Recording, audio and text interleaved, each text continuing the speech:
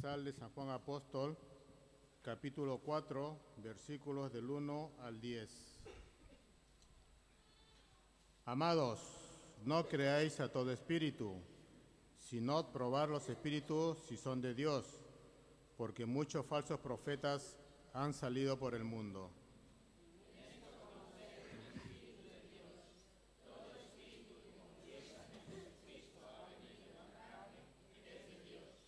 Y todo espíritu que no confiesa que Jesucristo ha venido en carne, no es de Dios, y este es el espíritu del anticristo, el cual vosotros habéis oído que viene y que ahora ya está en el mundo.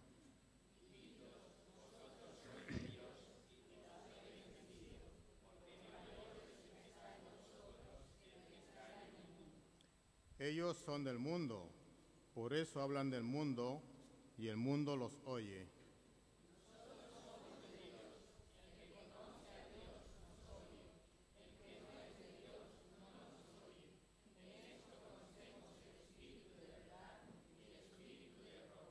Amados, amémonos unos a otros, porque el amor es de Dios. Todo aquel que ama es nacido de Dios y conoce a Dios.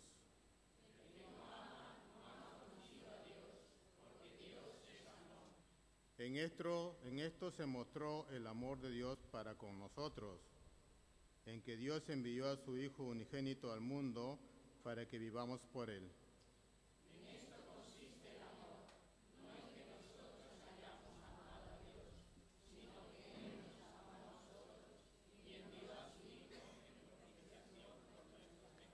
Hasta aquí la palabra del Señor.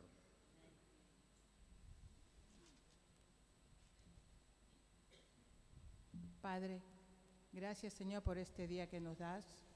Gracias Señor por tu presencia en nuestras vidas. Padre, hemos venido a tu casa, Señor, y te pedimos que tú quites de nuestro interior todo lo que a ti no te agrada, Señor, para que podamos escuchar lo que tú en esta mañana nos tienes que decir. Señor, con un corazón humillado y contrito, reconociendo que muchas veces pecamos, Señor, y no hacemos tu voluntad. Señor, abre nuestra mente, abre nuestro corazón. Señor, bendice al predicador, bendice tu palabra, y que tu palabra, Señor, sea el alimento espiritual de cada día, para caminar conforme a tu dirección y a tu voluntad, Señor. Bendice a cada una de la familia aquí representada, Señor. Llénalo de ti, papá. Y gracias a Dios por los que no pueden venir, porque tú conoces, Señor, sus necesidades, que tú los consueles, los ayudes y que sepan que tú estás ahí, Señor. Gracias por este día, Padre. Todo te lo pedimos en el nombre precioso de tu Hijo, Señor Jesucristo. Amén. Amén.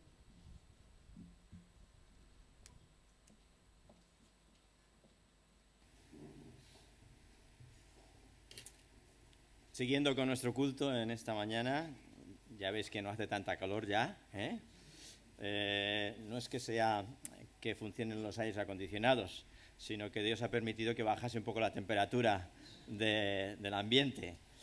Si Dios lo permite, y si todo va bien, y si los hombres lo aceptan, esperemos que esta semana o la que viene ya tengamos los aparatos funcionando de aire acondicionado. Mientras tanto, vamos a ir sufriendo un poquito, pero atentos porque vamos a escuchar ahora la palabra del Señor.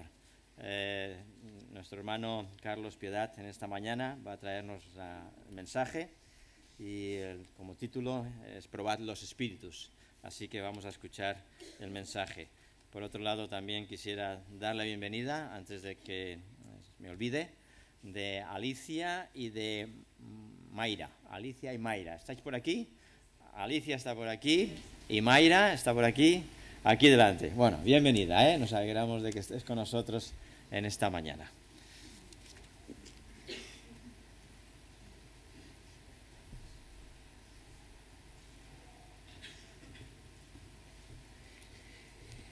Muy buenos días. No vamos a seguir con Judas, por supuesto, porque ya dimos por terminado en el mensaje anterior, pero sin embargo, algo de relación tiene con lo que vamos a mirar esta mañana con la ayuda del Señor. En los viajes que hacíamos con frecuencia a Alemania hace unos cuantos años atrás, entre otras cosas, visitamos un pequeño pueblo de nombre Hamlin, en el norte de Alemania. No sé si habéis oído hablar de ese pueblo. Fue muy famoso por algo que sucedió en 1284 y en el centro de este pequeño pueblo hay un monumento que recuerda precisamente ese suceso. Para nosotros en castellano diríamos Hamelin, que sería más fácil de recordar. No sé si habéis oído hablar de eso. ¿No? ¿Sí? No. Algunos sí, otros no. Lo voy a contar brevemente para que nos refresque nuestra mente, puesto que lo voy a usar simplemente como ilustración. En 1284 cayó sobre ese pueblo, este pequeño pueblo, una plaga de ratones. Los ratones invadieron todo el pueblo y entonces, por supuesto, hacían precisamente lo que saben hacer, comer todo lo que encuentran por el camino. Se comían las cosechas, se comían el trigo, se comían la comida de los aldeanos, se comían todo lo que podían encontrar. Y no había manera de que pudieran quitarlos, matarlos o terminar con ellos, porque parecía que se multiplicaban cada día, aunque cada uno iba con lo que tenía a mano para tratar de solucionar el problema. Hasta que un día apareció un desconocido en el pueblo y dijo que él podía terminar con aquella plaga. Entonces los políticos de aquellos días se reunieron y dijeron: te podemos dar 100 monedas de oro si terminas con la plaga de ratones. Y él aceptó. Se puso en medio del pueblo y sacó su flauta y comenzó a tocar la flauta. Y entonces todos los ratones comenzaron a salir de donde estaban, de las madrigueras, de las cuevas, de las casas, de donde sea. Se reunieron alrededor de aquel desconocido y el hombre comenzó a caminar tocando la flauta hacia el río cercano. Y entonces entró en el río y juntamente con él todos los ratones. Y entonces todos murieron ahogados y se terminó el problema. Pero el asunto fue de que aquel desconocido, el flautista, volvió al pueblo con intenciones de recoger su recompensa, pero como buenos políticos le dijeron: no hay dinero. Y no le quisieron pagar lo que habían convenido. Entonces el flautista dijo: bueno, está bien.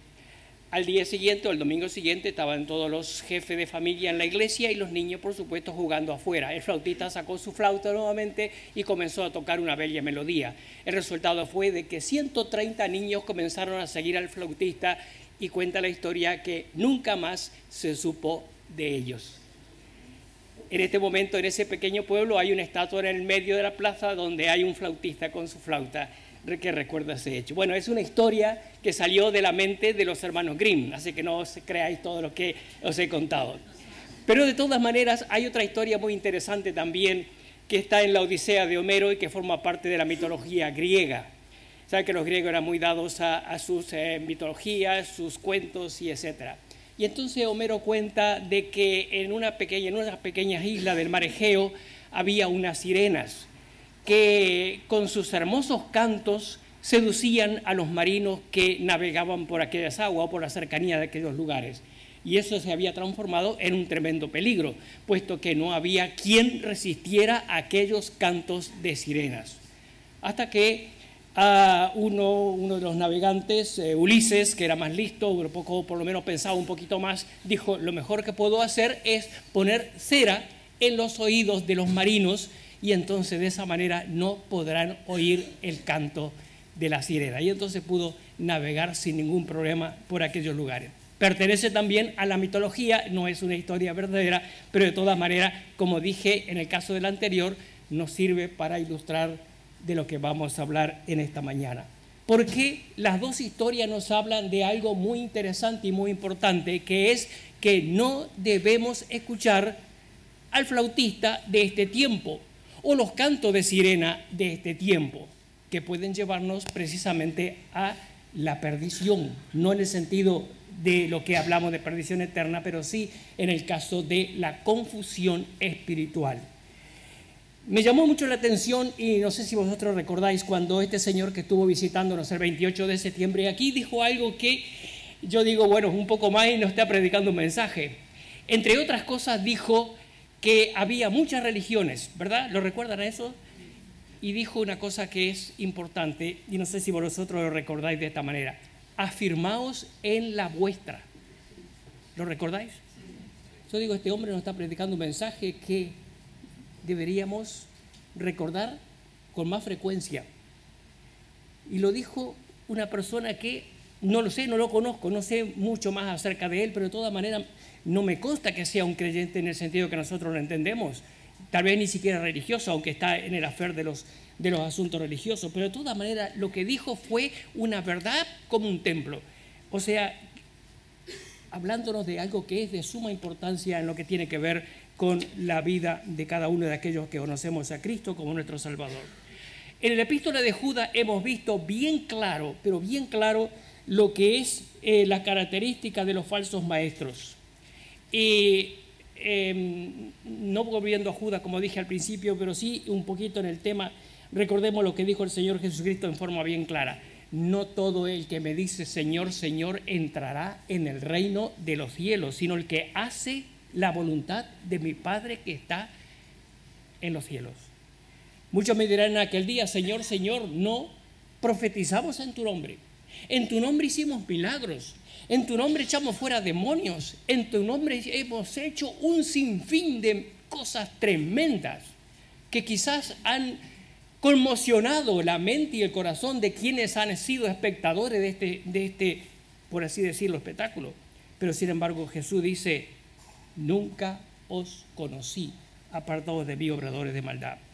El apóstol Pablo, cuando estaba despidiéndose de la iglesia de Éfeso, dijo, entre otras palabras, después que yo salga de este lugar, entrarán hombres encubiertamente que pervertirán la verdad de Dios y que confundirán aún a los escogidos.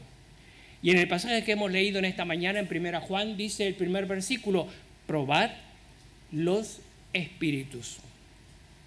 La versión hebrea dice de este versículo, no confíen, por así decirlo, y entre paréntesis, no confíen en cualquier persona, no confíen, prueben aquello que es verdadero y aquello que no lo es. En 1 Corintios, capítulo 12, y si queréis podemos mirarlo solamente un versículo nada más, en 1 Corintios capítulo 12 y versículo 10, aquí tenemos la lista de los dones que han sido otorgados por el Señor. Esta carta fue escrita más o menos en el año 50 después del Señor Jesucristo. Y dice, entre otras cosas, hablando de los dones de hacer milagros, de profecía, etcétera, dice discernimientos de espíritu. Ahora, ¿cómo definimos esta palabra? ¿Cómo definimos esto que dice aquí? Discernir los espíritus. Discernir. ¿Qué es discernir? Esto viene de una palabra griega que precisamente significa lisa y llanamente lo mismo, discernir. Pero también viene de otra palabra que en su raíz significa separar, discriminar o distinguir. En otras palabras, y resumiendo, podemos decir que discernimiento es la capacidad de discernir entre lo falso y lo verdadero, entre la falsa enseñanza y la verdad indiscutible de Dios, declarada de Dios, entre una doctrina errónea y una doctrina que es de Dios. Es llegar a analizar, a percibir las intenciones del corazón, juzgar entre una cosa y otra, analizar acciones, enseñanzas y actividades. En 1 Corintios, en este pasaje, esto fue dado como un don. Pero sin embargo, en el paso del tiempo, en el transcurso del tiempo, las cosas fueron cambiando. Y la prueba está en que en 1 Tesalonicenses capítulo 5 y versículo 21 dice examinarlo todo, absolutamente todo, y retener lo bueno.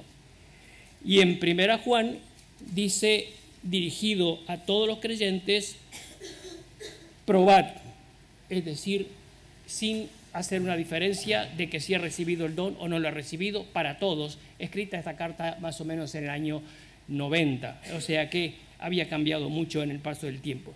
De ahí que nos es dado el poder de hacer distinción de actividades, de acciones, de manifestaciones, de enseñanzas y todo lo demás. La importancia del discernimiento es fundamental para cada creyente debido a que el enemigo desde el mismo principio buscó imitar la obra de Dios. Los ejemplos que más conocidos los tenemos en los días de Moisés, cuando se presentó delante de Faraón.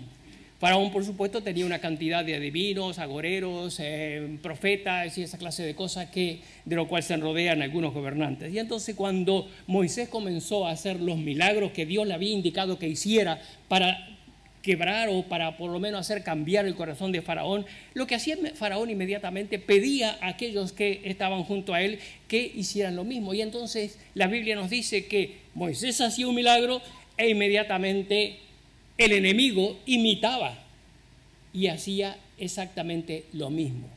Y una persona de afuera podría decir, es lo mismo, no hay diferencia.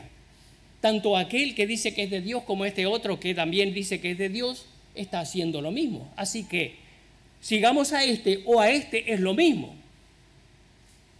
Eso me suena muy actual, ¿verdad? Cuando una persona hace una cosa y no sabemos distinguir cuando es un engaño, cuando es solamente una multiplicación de algo que el enemigo ha dicho que hicieran. A través de todos los tiempos, a través de toda la historia de Israel, así como Dios levantaba profetas ungidos de Dios para dar la buena palabra que Dios tenía preparada para el pueblo, también se levantaban falsos profetas a través de todos los tiempos. Podemos leer toda la historia del pueblo de Israel y encontramos un sinfín de casos. Y en el Nuevo Testamento, el domingo pasado, oíamos acerca del trigo y la cizaña. Exactamente.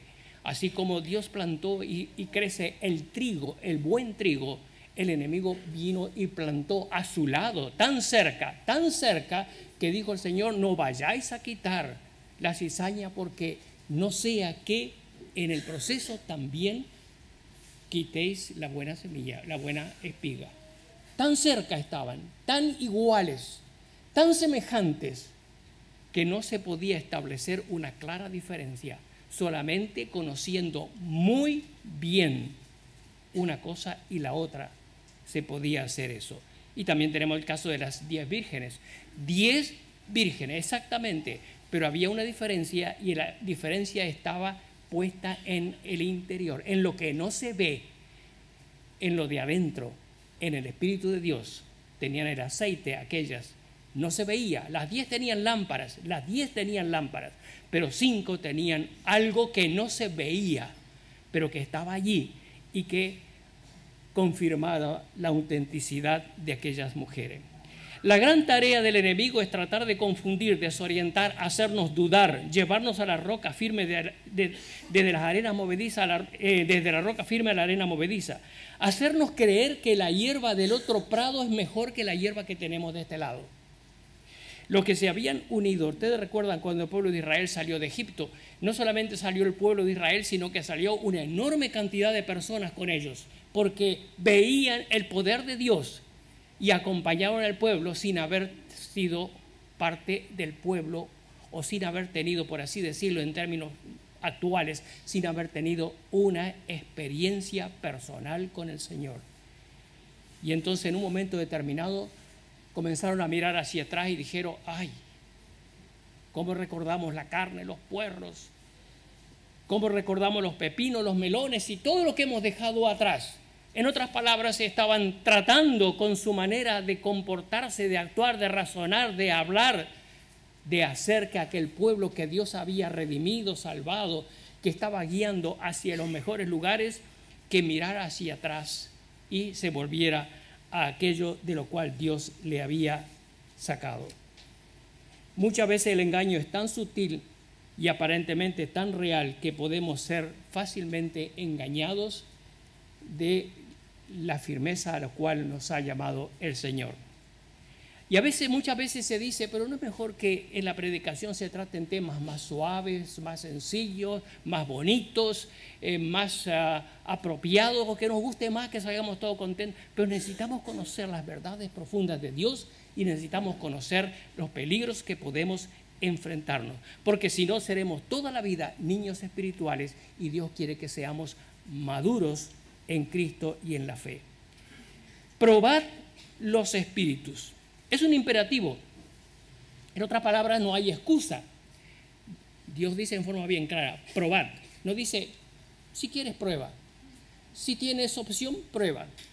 Si tienes oportunidad, prueba. No dice, probad los espíritus. Jesús dijo, y en forma bien clara, mirad que nadie os engañe. Lo dijo en forma bien clara y bien terminante, bien sin que diera lugar a que ninguna persona pudiera pensar otra cosa. Dijo que nadie os engañe, porque vendrán muchos en mi nombre. Vendrán muchos en mi nombre, diciendo yo soy escrito, y a muchos se engañarán. Y Efesios 5, versículo 6 dice, nadie os engañe con palabras vanas, porque por estas cosas viene la ira de los hijos de Dios, la ira de Dios sobre los hijos de desobediencia. Y 1 Timoteo capítulo 4, versículo 1 dice, en los últimos tiempos algunos negarán la verdadera fe escuchando a espíritus engañadores. Probad los espíritus. Ahora, ¿qué es probar? Probamos la tele que compramos, probamos la cafetera que compramos, probamos los zapatos que nos compramos, pero no probamos todo lo que oímos, todo lo que nos dicen, todo lo que ronda alrededor de nosotros. No probamos en el sentido espiritual todo lo que anda dando vueltas alrededor. Como dije ya en otra oportunidad, en internet podemos encontrar de todo, de lo que vosotros queráis, pero ¿cuántos de nosotros tenemos la capacidad para discernir realmente lo que estamos recibiendo es correcto de acuerdo a la palabra de Dios o no? ¿Cuántos podemos decir este mensaje es tal cual, 100% bíblico, o podemos discernir que realmente lleva algo que no es conforme a lo que el Señor nos ha entregado o lo que nosotros creemos? Probar es analizar, probar es comprobar, probar es examinar, y eso es lo que nos dice Dios que debemos hacer. Ahora, ¿cómo podemos probar los espíritus? Cuando dice probar los espíritus, no se refiere a probar a los ángeles o probar a los demonios o probar a alguna criatura sobrenatural. Probar los espíritus se refiere a probar el espíritu que hay en una persona determinada, porque podemos encontrarnos con que en una persona cualquiera puede haber el espíritu de mentira, el espíritu de error o el espíritu de verdad. ¿Cómo podemos reconocer un espíritu de mentira? 1 Juan capítulo 2, versículo 20 y 21, si lo tenéis podemos leerlo. No está muy lejos del pasaje que hemos leído en esta mañana. Capítulo 2 y versículo 20 dice, porque vosotros tenéis la unción del Santo. ¿Verdad que sí? Tenemos la unción del Santo. Tenemos el Espíritu Santo en nosotros. Si hemos creído en Cristo como nuestro Salvador, si Él es nuestro Señor y Salvador, si hemos aceptado a Jesús en nuestro corazón, si hemos pasado de muerte a vida, si tenemos la esperanza de que un día estaremos en la presencia de Dios, si hemos reconocido que Él murió por nuestros pecados en la cruz, si hemos confiado en esa sangre bendita derramada en el Calvario, hemos sido sellados con el Espíritu Santo de la promesa. Tenemos la unción del Santo. Vosotros tenéis la unción del Santo. Y luego dice, y conocéis todas las cosas. No os he escrito como que se ignorase la verdad, sino porque la conocéis y porque ninguna mentira procede de la verdad. ¿Quién es el mentiroso sino el que niega que Jesús es el Cristo? Este es el anticristo, el que niega al Padre y al Hijo. Todo aquel que niega al Hijo tampoco tiene al Padre. El que confiesa al Hijo tiene también al Padre. Lo que habéis oído desde el principio permanezca en vosotros. Si lo que habéis oído desde el principio permanece en vosotros, también vosotros permaneceréis en el Hijo de Dios y en el Padre. Tenéis la unción del Santo. Él nos declarará todas las cosas, pero lo importante es que permanezcamos en aquello que hemos recibido desde el principio. El creyente tiene el Espíritu Santo, en cambio los que fomentan el error, por supuesto, que no tienen ese espíritu. En 1 Corintios capítulo 2, versículo 15, el espiritual juzga todas las cosas y nosotros tenemos la mente de Cristo. A veces es un poquito complicado pensarlo o definirlo o explicarlo, pero de todas maneras aquel que está en nosotros nos ha de guiar, nos ha de enseñar, nos ha de mostrar toda verdad. La otra duda importante es que debemos ser diligente en verificar las Escrituras, toda la palabra que recibimos, de donde sea, de quien sea. Recordamos, y lo hemos mencionado más de una vez, acerca de los creyentes de Berea. El que les estaba enseñando era nada menos que el apóstol Pablo. Si el apóstol Pablo estuviera aquí en esta mañana y todos estuviéramos escuchando lo que él tiene para decirnos, saldríamos todos de aquí contentos, pero nadie dudaría en absoluto de la palabra que el apóstol Pablo nos hubiera entregado. ¿Verdad que sí? Creo que nadie, ¿eh? Ni yo ni nadie.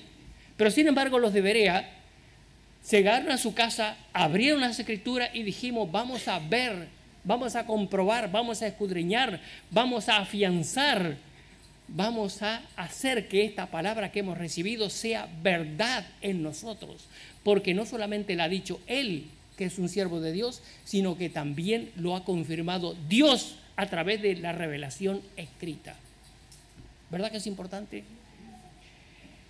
Y la otra cosa también fundamental es, para juzgar los espíritus, estudiar la palabra, una y mil veces, estudiar la palabra. Si nosotros somos ignorantes porque queremos, nada más, porque no estudiamos la palabra. Dice Jesús en cierta oportunidad, escudriñad las Escrituras, escudriñad, estudiar, examinar, profundizar en el conocimiento de la palabra revelada, pues ellas dan testimonio de mí. ¿Dónde vamos a escuchar acerca del Señor si no es a través de la Escritura? En cierta oportunidad los saduceos se acercaron a Jesús con una pregunta capciosa. Querían enredarlo, querían tal vez fundar una nueva religión, tal vez una nueva filosofía, tal vez un nuevo pensamiento, tal vez algo que con viso de verdad o de religioso fuera opuesto a lo que el Señor enseñaba. Y ahí trajeron el plan, que si esto, que si se casa, que de quién, una serie de cosas. Podéis leerlo en capítulo 22 de Mateo. Pero Jesús le dijo de una forma bien clara y casi terminando con el tema, con la discusión y con todo lo que traían por delante. Erráis ignorando las Escrituras. Y eso es lo que debemos decirle a cualquier falso que pretenda engañarnos con una filosofía extraña, completamente contraria a lo que enseña la palabra de Dios. Erráis ignorando las Escrituras.